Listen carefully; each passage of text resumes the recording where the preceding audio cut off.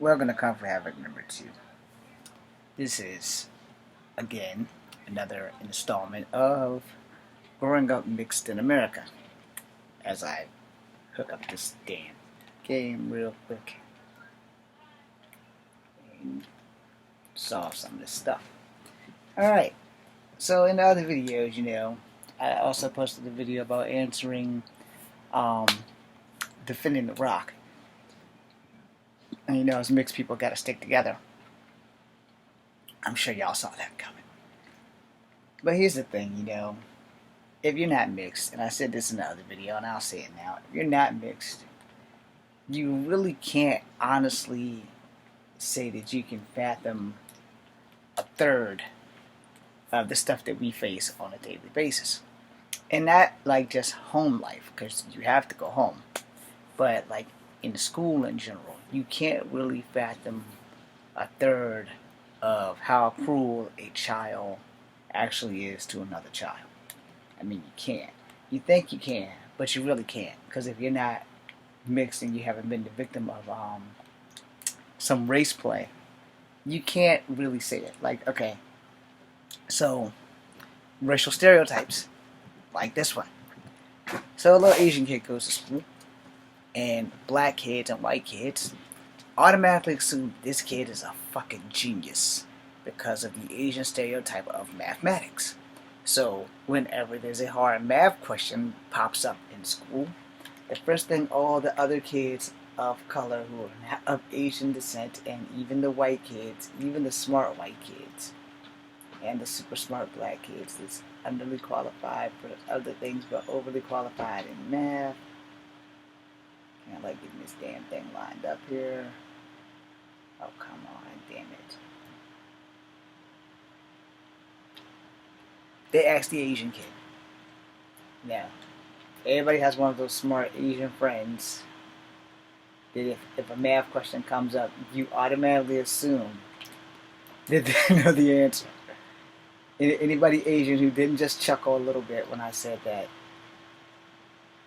you probably have been blessed without being stereotyped as super smart because you're Asian. Come on, damn it. But as many of my Asian friends have told me, I suck at math. And I was like, really? I do too. So like, don't ask me math questions because it's a guarantee that you might not get the right answer. And I tell people the same thing because I really suck at math. You ask me a history question, otherwise, unless proven wrong, like in college courses, like the whole slavery thing, yeah, I can give you the history that we were taught. How right it is or how wrong it is might not be on the whole percentage scale, but I can give you the history that we learned in school, which once you get to college, you find out that some of the things they taught you in school are not really riding on the accuracy train. And I say that because of Black History Month and slavery. And until I got into college, where there were no restrictions on what we were allowed to learn, because your textbook does not restrict your ass from picking up a page and reading a little further than what you're supposed to. And if it's in the textbooks, you probably should read it just to be on the safe side. And I'm not trying to be an overachiever, because yes, that's another Asian stereotype. That's been an Asian stereotype for centuries. It's not just something that came out in the 90s. But, I'm not an overachiever by any means, except for maybe in Kung Fu. Because you can never learn enough fighting techniques. No matter what anybody tells you, you can never learn enough fighting techniques. But this isn't a martial art video. So, black stereotypes. We're all athletic and we run really fast and we're really strong. Again, not a stereotype. Oh yeah, we all play basketball well. We all play football well. We all are sports elites. And we are the elite of sports. Well, I knew a few white cats in my time. They could ball, just not as great as black people, but maybe better.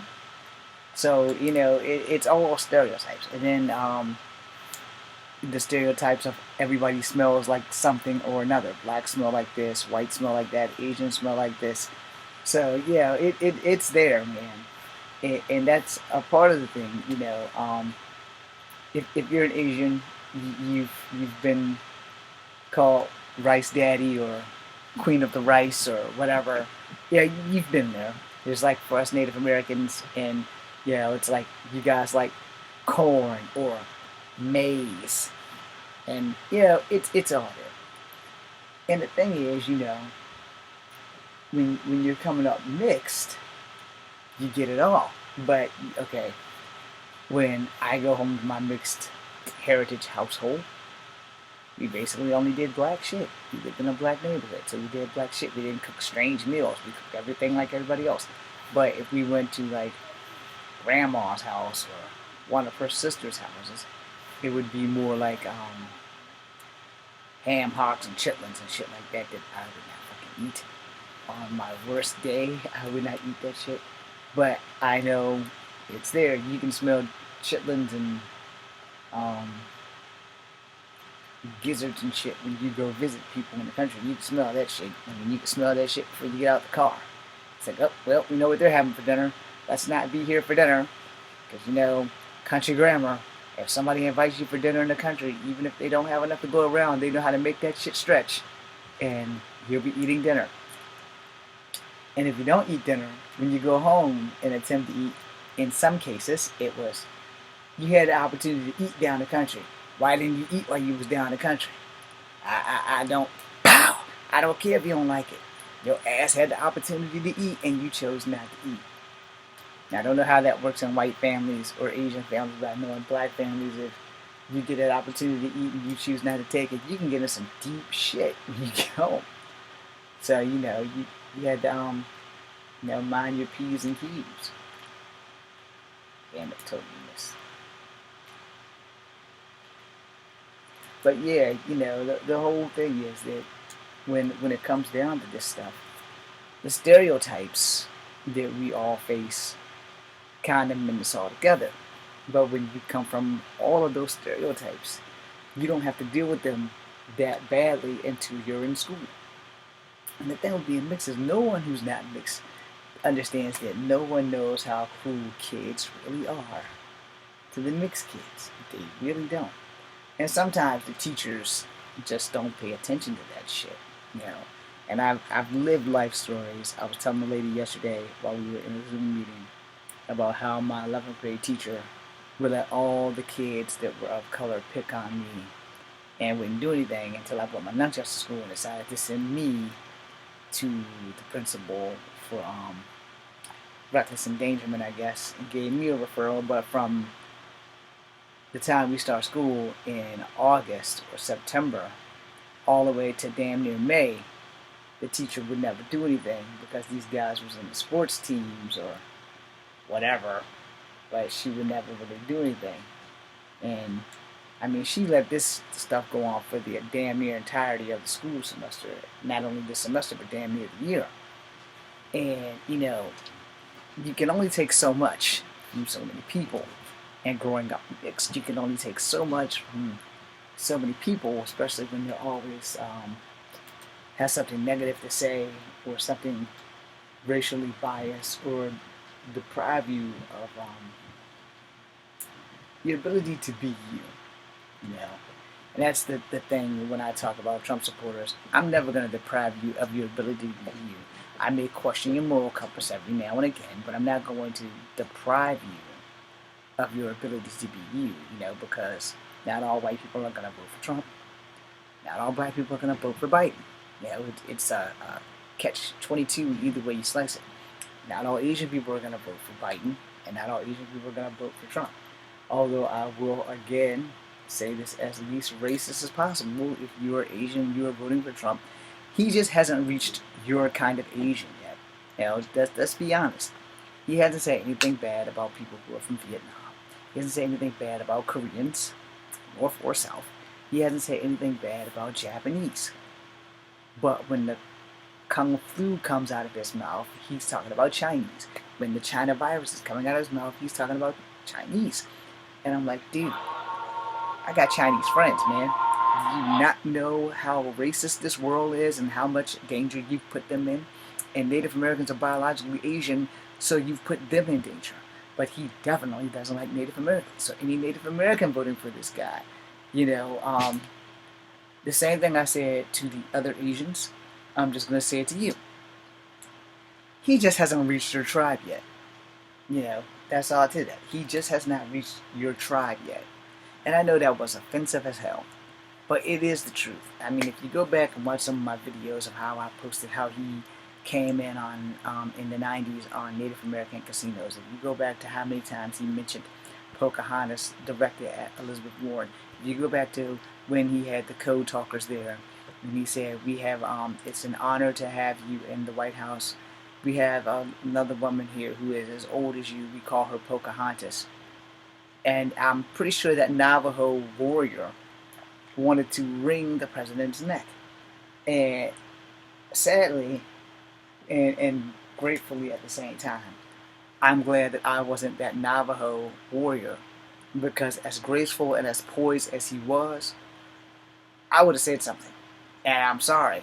I would have said something, because as a person of mixed ethnicity, you will never know how hard it is to resist the urge to punch a racist person in the face.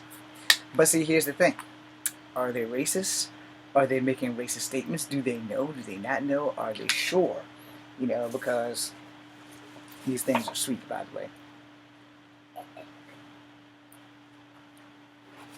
I got tackled with water because my family's got a little bit of diabetes on both sides. So, Apple and Eve. I don't know how much sugar you put in this thing. But yeah, they're a little loaded for me. Yeah, that's just my personal opinion. They're great, but it's a sugar factory.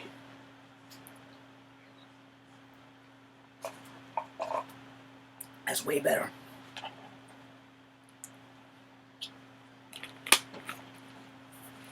So, you know, when you think about it, if you aren't mixed, you don't have to go home and weigh the pros and cons on all sides. Alright? I can tell you, this is some funny shit. It's some true shit, but it's some funny shit. And it might not be funny to y'all. And it might be something that only mixed kids can relate to. Alright. So, here's the situation. You have a white friend and a black friend, and they're arguing about some shit that's so easy and simple that they both can come to an agreement, but because of their race and cultural differences, they can't.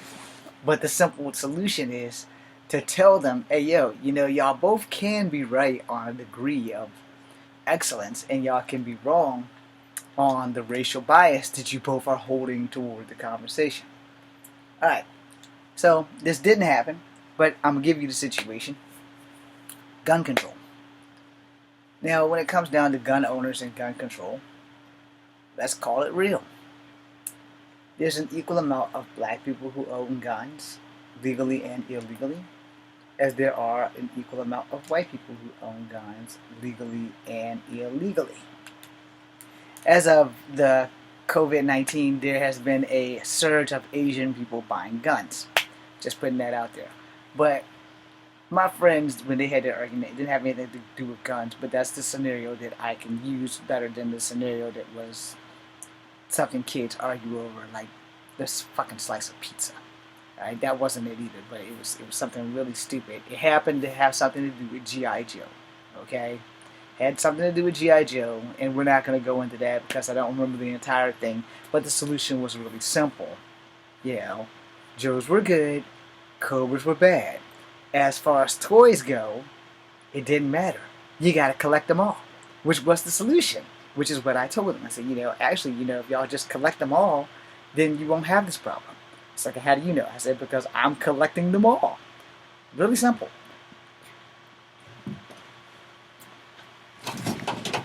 Sometimes it's better to show people things than to actually tell people things, because showing works miracles. This is Bazooka, a G.I. Joe from my era. This is Jinx, a G.I. Joe not so much from my era. When Bazooka first came out, you paid maybe $3.75, maybe $4, maybe $5, and if you got a box set, like, let's say Bazooka, ooh, Falcon is broken. Damn. Let's say Bazooka came with Falcon, then I would be paying like maybe $10 for the pack, and I'm gonna have to fix Falcon. Holy crap. Damn. This is the second version of Falcon, actually. So, I'm kind of glad I made this video now, and kind of mad at the same time, because now I have to take Falcon apart while I make this video.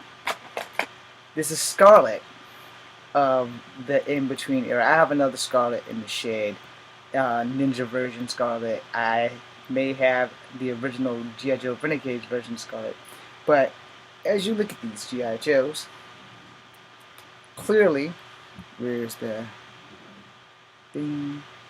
Hong Kong. They used to have years printed on them.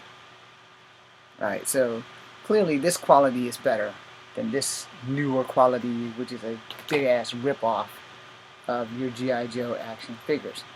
Now, here's where shit gets fucked up. Okay? This Jinx is supposed to be Asian. She does not look Asian. Alright? She does not look Asian at all. And she's the first Jinx that came out that didn't have the hood on her head. So, you know, just for the record.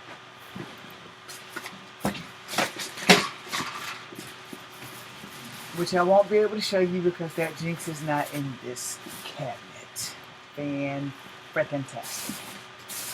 Alright, so that Jinx isn't in this cabinet. But just know that if you Google the G.I. Joe Jinx, the original one is in red, and she has a hood on, where you can't see anything but her face. Where she does, honestly, truly to God, look Asian. Alright?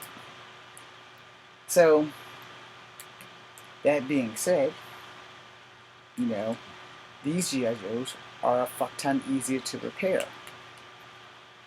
You know, you break a thumb, you buy another figure, you know, or you buy a used figure, you take a screwdriver and you do this, and eventually you get them apart.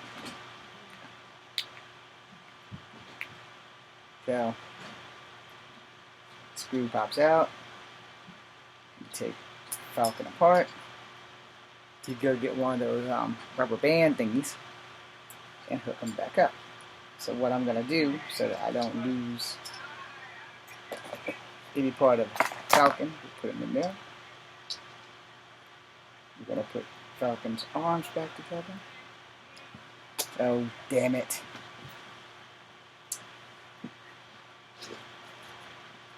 Downside of that. So, put Falcon back together. Put his arms in. You know, forgive the background noise. Oh, damn it, there goes the head. Put his head in. And his arm fell back out. This was a lot easier as a kid than it was as an adult. And you fasten them back up. So when I get the other rubber band part, I will rebuild him. I have some of these somewhere, I just don't remember where. Probably in my shed out back. But they're not regular rubber bands. So you put them back in, and you put them together. This can go in that trash can over there. So now, the solution to buying G.I. Joe versus Cobra, buy both teams. You know, and some Cobras, they sold the same Viper, like just different paint. You know, so they did that. Some Joes they didn't, except for like Grunt, Clutch, and Steel. Now, those are kid arguments that you can wipe out and discuss easily, which is generally when you have white friends and black friends arguing over G.I. Joe or Transformers and toys. See, in Transformers, there were no race. They're just Autobots and Decepticons. Granted, technically, their race are Cybertronians. However, when you're kids, you don't know that their race is Cybertronians. Autobots, Decepticons. Black kids like the Autobots. Some of the black kids like the Decepticons. White kids like the Autobots. Some of the white kids like the Decepticons. And at this time in class, there were like no Asian kids going to school. Or at least not in Berlin Moran. If they were in Charlottesville, they weren't going to my school. Except for like the Zhang kid. And he was only in school like in like the 3rd or 4th grade. I don't really remember. That's the guy we got to arguing over rice cakes when I found out that there was more than just China, Korea, and Japan. Apparently, Vietnamese people do not like rice cakes, and he was from Vietnam. Anyway, which fucked me up because Zhang, I didn't know was a Vietnamese last name. Anyway, moving on. So, whatever the adult scenario was that I was telling y'all before I got off on the G.I. Joe thing, you have gun control, that's what it was, gun ownership. So an equal amount of people, of blacks and whites, have an equal amount of guns, or are continuing to purchase more guns, or whatever, if you would. So,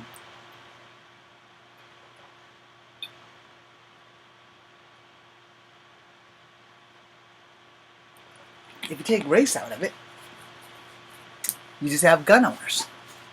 So, when you're mixed, and you go home and you have this argument with your parents, so let's say you have a black dad and a white mom, and most women now are probably more into guns. But back in my day, women were all about women's rights, bras, panties, tampons, tampons, that kind of shit. So when you brought up guns, your mom pretty was like, you don't need to fuck with that shit. Don't touch that shit. Violence only begets violence, etc. But your father, on the other hand, I got this Glock, I got this M16, I got this fucking 9mm, I got this Beretta over here, and just a gun enthusiast. Now, that being said, if you're a white kid and you go home to 2 white parents, you'll probably get the same shit if someone's into guns. Now, my family, my uncles, were all about guns, because they hunted. I guess they hunted for sport as well as eating. I'm going to say they hunted mostly for sport versus eating. But, they did at least give the deer meat to people who were going to eat the shit. And they got a couple of trophies and antlers and stuff that, I'm totally against that shit. If you're not going to eat the meat, don't kill the beast. Anyway, so when you are a mixed person and you go into a household of mixed people, so say you have a black father and a white uncle, your white uncle's views on things are going to be way different than your black father's views. And even if your parents was the opposite, let's say you have a white father and a black mother, and you have a black aunt telling you this versus your white aunt telling you the exact same thing, only from a different perspective, which they collide on all the time, but not knowing that they're both right on some level or another. Now, see, this is the thing that mixed kids have to go through. Now, mixed kids of divorce even more strenuous, alright? Because my parents were divorced, and I only got to deal with my dad's side during the summertime. And their view of the world versus my mom's side view of the world, total clusterfuck. Alright? Total clusterfuck.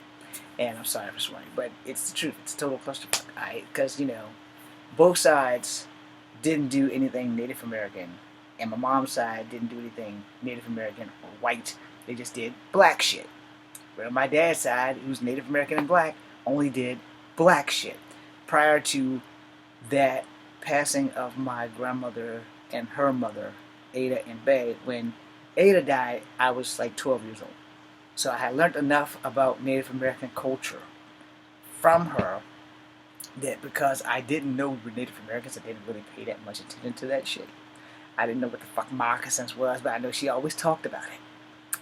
Now, this was before I found out that I was Native American. I just saw grandma and great-grandma. Didn't know shit about this shit. I learned about corn the hard way, and I don't like corn. I liked corn on a cob, and then when I found out corn didn't digest, I stopped eating it. because sometimes you have to examine your poop, and no one wants to wipe their butt and pull corn off of it. So yeah, I don't eat corn.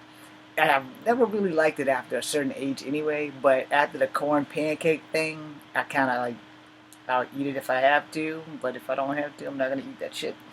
But it's the same thing with squash. I don't eat that shit. I've tried it. I didn't like it. And when somebody offers it, I'm like, nah, nope, I'm good. Same thing with sauerkraut. I tried it. I don't like it. No, thank you. But I mean, like if I have like a tiny portion of it, say, let's say for instance, I get married to my crush, and her family decides we're gonna have sauerkraut. Now, if she gives me like that much, I'll eat it. If she gives me this much on the plate, I will ask her politely if she could please remove some of that off my plate, because you had a chance of me eating this versus me eating that. Plus, look at me. I'm not a big eater. Not really. So, that's just the way it is. Now, at the same time, I came up in both sides of my family were the type of people that whatever we put on that plate, your ass is going to eat, and you're not leaving that table until you do. I've had some long nights at tables. Alright? Let's keep it real. I've had some long nights at some tables at certain people's houses. I really didn't like hot dogs and pork and beans. But again, eat them or starve, or you don't leave the table until they're gone, and you can't feed it to everybody else because they're all full. It's a fulling meal. If you ever ate a bowl of hot dogs and pork and beans, it's a fulling meal. It will fill you up.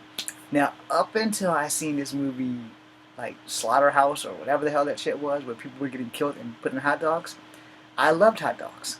After seeing that movie, I never ate another hot dog again. And then when I did eat another hot dog, I had a very bad experience because the hot dog was totally covered in lighter fluid. I totally ate it. I totally got sick the next day. Never touched another hot dog. Now, Little Smokies are like smoked sausages or whatever. I'll eat them. But if you think about it, Little Smokies and hot dogs are probably all coming from the same fucking factory. But I'll still eat the Little Smokies. Won't touch a hot dog. Brain things, man. I cannot eat grilled cheeses anymore because it gives me bad flashbacks to my ex-fiance because I cooked her grilled cheeses all the time, and I get sick when I eat them because it reminds me of her and how the relationship should have ended in an adult manner versus how that relationship actually ended. So, psychosomatically, there's nothing wrong with grilled cheeses. But psychosomatically, in my head, every time I eat them, I get sick and can't hold them down. Oh, I used to love grilled cheese and tomato soup. Now I can't eat that shit. I can't eat it at all. If I eat it, my body rejects it. In less than 20 minutes of eating it, it's coming right back up. So, grilled cheese, no longer on my plate as a favorite food. Now, and then there was a time that I ate pizza, so much pizza that I started getting sick. So I rarely eat pizza now. I just don't really like it. I mean, I like sausage pizza, Italian sausage pizza. I will eat it, but I will like maybe eat one slice or two slices if they're small. But as far as pizza goes, I'm not a big pizza guy anymore. But these are like little indiscrepancies, you know. But when you are mixed and you come from families like mine that don't go the route of your culture, it gets you confused. And when both of your families don't go the route of your culture and their viewpoints are different, it will really mess you up as a child. But when you go to school and your normal friends, and I call you normal friends because you have two white parents or two black parents, and you generally do what you would normally do. If you're black, you do black cultural stuff. If you're white, you do white cultural stuff. If you're Asian, you do Asian cultural stuff. But when you are mixed, you really don't get that option. Yeah, especially if your family just goes by one side of your genetic code versus all three sides of your genetic code. And believe it or not, more often than not, most families that are mixed don't often explore their entire genetic code. And there are a lot more of us mixed people than you think, and some people just don't claim their mixedness. Alright? Which has been a problem for me because I do claim my mixedness, and it's come back to bite me in the arse more times than I can count. Which is why I've always often asked you guys if I should just bill myself as a Native American and go the Chief Wahoo McDaniel route, or if I should just keep doing what I'm doing and just be mixed and be proud. but I know that being mixed and being proud hasn't gotten me any jobs. So I'm honestly, truly to God, considering the following two names: Cherokee Fire and Kit Fang Grey Wolf. I like Kit Fang Grey Wolf better, but I also like Cherokee Fire, because it's just two names and it's there. So I mean, I could do that, and plus, I do have a Cherokee Fire burning within me. So I mean, you can figure it out, and that's one of the losses that I have, because culturally, it would be the only Native American thing that I could do is to use a Native American name for my acting career, because James Williams Jr. ain't scoring me shit. I mean, let's be honest. It's like the farthest name from a black man is the farthest name from a Native American as you can get. But my great grandmother on my father's side, her name was Ada Wallace. So, and then she became Ford. So whatever her middle name was, I have no idea because I never knew it. Now my grandmother Clara Bay Ford became a Williams. That's Ford, James Edward Williams Jr. That's me. Now, like I said, when your family doesn't go after its culture, it puts the kid in a bit of a pickle with identity. Sorry, gotta try and get this damn green. There we go. Andromeda people. When you're trying to get your shit together, it's a whole different ball of wax being mixed versus being black or being white or being white from another country. Everything is different depending on how you observe the world and how people treat others. But the thing is, when you're mixed and you go home and you have a white mom and a black dad, you're gonna get it both ways. You're gonna get the black point of view, you're gonna get the white point of view, which is when you're like not mixed as a kid, you don't go home to that. You get white dad, white mom, y'all get the white point of view. You get a black dad and a black mom, you get the black point of view. You have an Asian mom and an Asian dad, you get the Asian point of view. But when you're mixed, you get confused. Alright? Let me explain that. And see, my parents were both biracial. So, mom's more multicultural than biracial. My dad for sure was biracial. But my mom is the child of a biracial man and a woman who we are not sure is full Native American or mixed with Native American and black. Therefore, we're 1,000% mutts. Point being made, you get a little bit of confusion because your mind span is broadened because you're like, okay, what does this mean for this people versus that people? And that's the thing. If you don't explore your culture, you'll get lost or consumed by everything else, which my family on both sides have got consumed by a complete and total black culture. And that being the number one thing, versus let's not look into our heritage of our black heritage, and let's not look into our Cherokee heritage. Let's not look into our white heritage. Let's look into black heritage, because it's easier to just be black versus trying to do the right damn thing, And a lot of people don't want to go into their heritage because it's a fucking big headache. But here's the thing. If you don't know, and you won't know, then you can't grow as a person. And you have to be willing to do that to begin with, But most people aren't really willing to go that route. They really aren't. So if they're not willing to go that route, how can you learn if you don't try? Now, before I end this video, because I will make another part, because this thing's over the 30-minute mark, plus I need to stand up, and plus there was some background noise. The thing about being mixed in America and growing up from kindergarten to college, you have the most challenges because you don't know where you stand. And your friends, if you want to call them that, your friends generally put you in binds and pickles that you just can't seem to get out of. Because you can talk to your white friends about this stuff, and if the white point of view works, It works for the white people. It might not work for you, but it'll surely work for your friends who are white. So if you take that same argument to your black friends, and it works for white people, but it doesn't work for black people, then the black people will shun you and be like, ah, yeah, you can't do that. No, you can't do that because this only works for white people. And you'll hear that all the time. Please stay tuned. I will continue.